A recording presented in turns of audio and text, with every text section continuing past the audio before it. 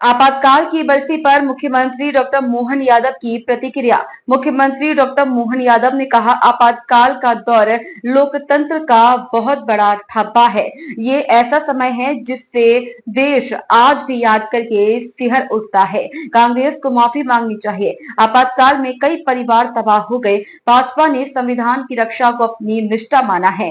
भाजपा के सारे नेता जेल गए। लोकतंत्र के उस काले कार्यकाल के लिए ये सारे के सारे लोग जवाबदार हैं, जो आज नकली संविधान लेकर एक तरह से आवंडर रच रहे हैं। श्रीमान प्रधानमंत्री नरेंद्र मोदी जी ने जो कहा है, लोकतंत्र के ऊपर बहुत बड़ा धब्बा है आपातकाल का दौर, और ये ऐसा काला समय है जिस समय को पूरा देश आज भी याद करके सिहर उठता है। कांग्रेस को माफ़ी मांगना चाहिए। आपातकाल उनके द्वारा की गई जो जातियाँ हैं, जिस प्रकार के जख्म उनने दिए, कई परिवार तबाह हो गए, कई प्रकार से कष्टों के कारण से वो दौर बहुत ख़राब माना गया है।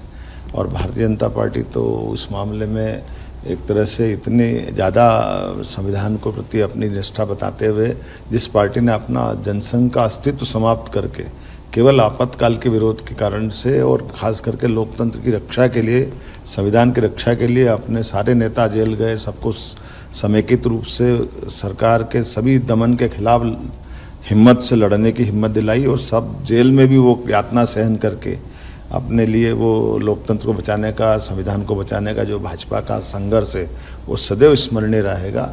मैं मान के चलता हूँ कि यशस्वी प्रधानमंत्री ने जो कल कहा अक्षरशः सत्य, कि अब माननीय मोदी जी के नेतृत्व में न केवल संविधान की रक्षा बल्कि आने वाले समय में उस काले अतीत को दोबारा कभी जीवन में भारत में लागू नहीं कर पाए, ऐसा अनुकूल माहौल माननीय प्रधानमंत्री बना रहे हैं।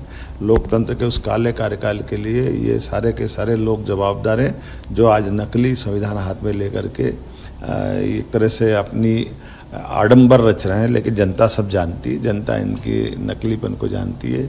ये वही परिवार है जिसने सदैव संविधान में 100 से ज़्यादा संशोधन अगर किसी ने किए हैं तो इनकी पार्टी के लोगों ने किए हैं, और उनके अपने व्यक्तिगत स्वार्थ के लिए किए। यहाँ तक कि भारत रत्न भी दिलवाना तो इनने स्वयं को दिलवा लिया। ये वो लोग हैं जो संविधान की कितनी धज्जियाँ उड़ा सकते, वो सब धज्जियाँ उड़ाते हैं।